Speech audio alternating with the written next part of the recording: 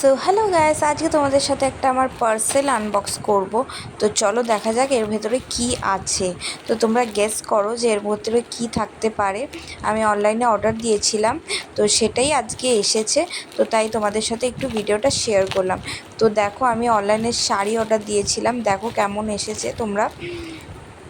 Just wow, খুবই সুন্দর এসেছিলো এই শাড়িটা।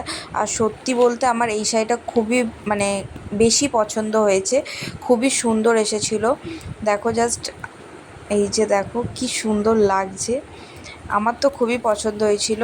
তোমাদের যদি ভালো লাগে অবশ্যই কমেন্ট করে বলবে যে কোন শাড়িটা তোমাদের বেশি পছন্দ লেগেছে। আমার তো বেশিরভাগ ওইটাই লেগেছিলো।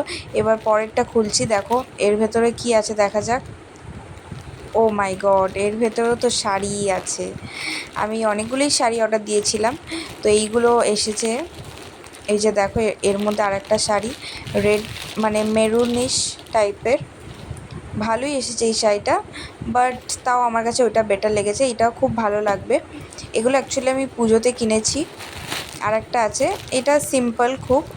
তো কোথা দিক দিয়ে খুলবো বুঝতেই পারছিলাম না, দেখো পাচ্ছিলামই না, সামনেই আছে বাট আমি দেখতে পাচ্ছিলাম না, মানে কি বলবো, কিছু বলার নেই। তো যাই হোক, চলো দেখা যাক এটা কেমন এসেছে।